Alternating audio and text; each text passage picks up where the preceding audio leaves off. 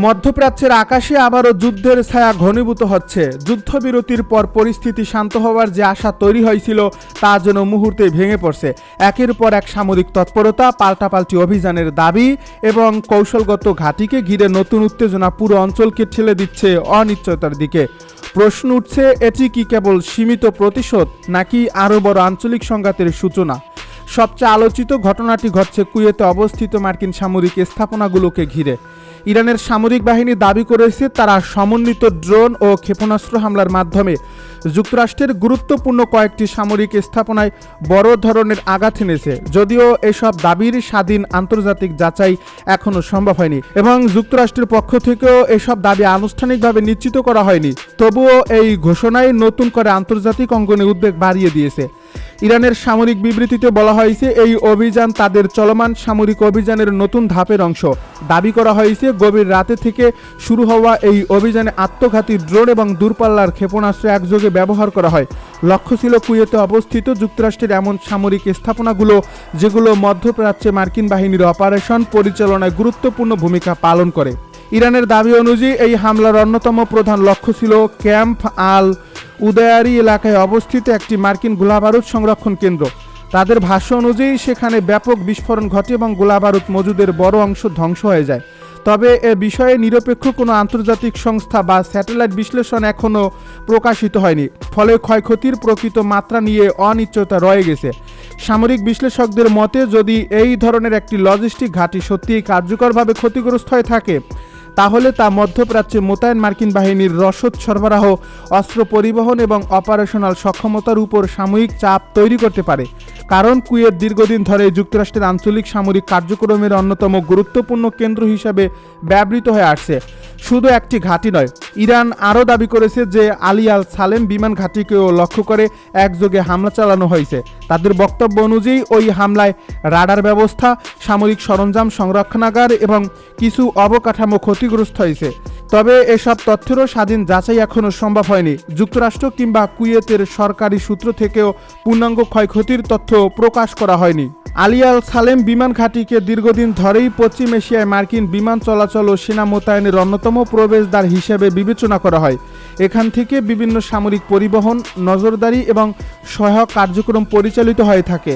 এর ফলে এই ঘাঁটিকে ঘিরে যে কোনো নিরাপত্তা সংকট শুধু সামরিক নয়, গোটা অঞ্চলের নিরাপত্তা পরিস্থিতিকেও প্রভাবিত করতে পারে। ইরানের সামরিক বাহিনী তাদের বিবৃতিতে বলেছে সাম্প্রতিক মার্কিন বিমান হামলার প্রতিক্রিয়াতেই এই অভিযান পরিচালনা করা হয়েছে। তাদের দাবি, ইরানের অভ্যন্তরে চালানো সামরিক হামলার জবাব দিতেই তারা মার্কিন সামরিক স্থাপনাগুলোকে লক্ষ্যবস্তু করেছে। একই সঙ্গে তারা আরও বলছে তাদের লক্ষ্য কোনো দেশের সাধারণ নাগরিক নয়, বরং যেসব সামরিক ঘাঁটি থেকে ইরানের বিরুদ্ধে অভিযান পরিচালিত হচ্ছে সেগুলোকেই টার্গেট করা হয়েছে।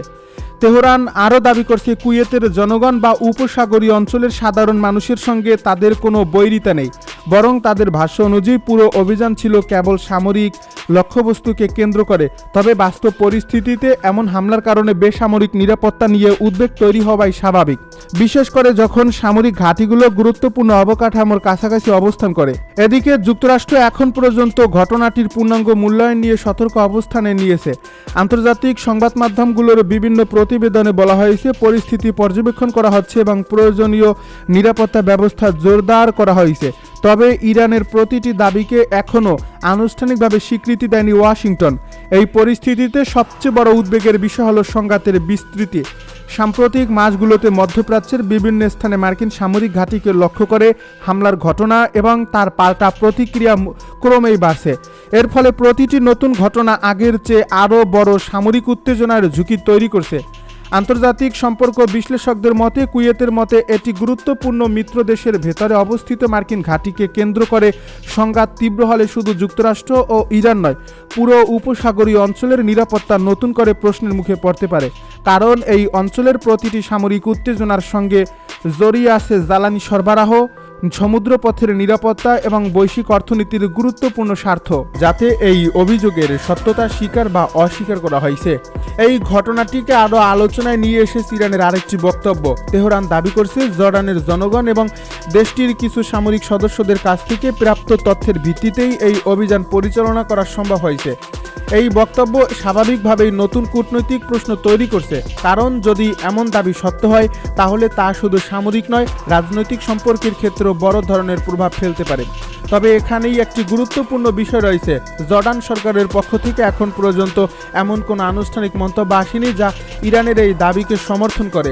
এর ফলে বিষয়টি এখনও একতরফা দাবি হিসেবে বিবেচিত হচ্ছে।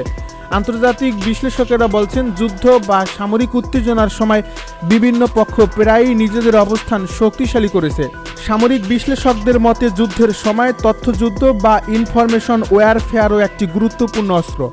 বাস্তব যুদ্ধের পাশাপাশি বিভিন্ন পক্ষ নিজেদের শক্তি প্রদর্শন, প্রতিপক্ষের মনোবল দুর্বল করা এবং বিভিন্ন আন্তর্জাতিক জনমত প্রভাবিত করার জন্য বিভিন্ন ধরনের দাবি তুলে ধরে। তাই প্রতিটি তথ্য যাচাইয়ের বিষয়টি অত্যন্ত গুরুত্বপূর্ণ হয়ে ওঠে। এখন প্রশ্ন উঠছে, কেন আকাবা বিমানবন্দর এত গুরুত্বপূর্ণ? জর্ডানের দ্বিতীয় বৃহত্তম আন্তর্জাতিক বিমানবন্দর হিসেবে পরিচিত এই স্থাপনাটি শুধু বেসামরিক বিমান চলাচলের কেন্দ্র নয়, ভৌগোলিক অবস্থানের কারণে এটি বহু বছর ধরে সামরিক ও লজিস্টিক কার্যক্রমে গুরুত্বপূর্ণ ভূমিকা পালন করে আসছে। লোহিত সাগরের কাছাকাছি এবং সৌদি আরব ও ইসরায়েলের সংযোগস্থলের কাছে অবস্থিত হওয়ায় আকাবা অঞ্চল কৌশলগতভাবে অত্যন্ত সংবেদনশীল। আঞ্চলিক নিরাপত্তা, সামরিক সরঞ্জাম পরিবহন এবং যৌথ সামরিক সমন্বয়ের ক্ষেত্রেও এই এলাকা গুরুত্বপূর্ণ বলে বিবেচিত হয়। এর ফলে এখানে কোনো সামরিক হামলা সংঘটিত হলে তার প্রভাব শুধু একটি দেশের মধ্যে সীমাবদ্ধ থাকে না, বরং পুরো অঞ্চলের নিরাপত্তা পরিস্থিতির উপর তার প্রভাব পড়তে পারে। এদিকে উত্তেজনার আরেকটি কেন্দ্র হয়ে উঠছে বিশ্বের অন্যতম গুরুত্বপূর্ণ সামুদ্রিক বাণিজ্য পথ হরমুজ প্রণালী। ইরান দাবি করছে এই কৌশলগত জলপথের একটি অনিরাপদ রুট ব্যবহার করার সময় দুটি তেলবাহী ট্যাঙ্কার বিস্ফোরণের মুখে পড়ে এবং পরে তাদের যাত্রা বন্ধ হয়ে যায়। যদিও এই ঘটনার বিস্তারিত তথ্য বা ক্ষয়ক্ষতির পরিমাণ সম্পর্কে এখনও স্পষ্ট কোনো আন্তর্জাতিক নিশ্চিতকরণ তথ্য পাওয়া যায়নি। হরমুজ প্রণালী বিশ্বের জ্বালানি সরবরাহ ব্যবস্থার জন্য অত্যন্ত গুরুত্বপূর্ণ। প্রতিদিন বিপুল পরিমাণ অপরিশোধিত তেল এবং তরলীকৃত গ্যাস এই জলপথ দিয়েই আন্তর্জাতিক বাজারে পৌঁছে। এর ফলে এই অঞ্চলে সামান্য উত্তেজনাও বিশ্ব বাজারে জ্বালানির মূল্য, বীমা ব্যয় এবং আন্তর্জাতিক শিপিং কার্যক্রমে তাৎক্ষণিকভাবে প্রভাব ফেলতে পারে। মধ্যপ্রাচ্যের আকাশে আবারও যুদ্ধের কালো মেঘ। একের পর এক বিস্ফোরণের খবর, সামরিক ঘাঁটি ঘিরে আতঙ্ক, আর নতুন করে সামনে এসেছে এমন দাবি যা পুরো অঞ্চলের নিরাপত্তা পরিস্থিতিকে আরও জটিল করে তুলছে। ইরানের পক্ষ থেকে দাবি করা হয়েছে কুয়েতে অবস্থানরত মার্কিন সামরিক স্থাপনাকে লক্ষ্য করে ড্রোন অভিযান চালানো হয়েছে। যদিও এসব দাবির স্বাধীনভাবে নিশ্চিত কোনো প্রমাণ এখনও প্রকাশিত হয়নি, তবুও সামরিক বিশ্লেষকদের মতে যদি এই ধরনের হামলা বাস্তবে সংঘটিত হয় তাহলে তা শুধু কুয়েত বা ইরানের বিষয় নয়, বরং পুরো মধ্যপ্রাচ্যের শক্তির ভারসাম্য বদলে দিতে পারে। প্রশ্ন এখন একটাই, সংঘাত কি নতুন এক পর্যায়ে প্রবেশ করতে যাচ্ছে?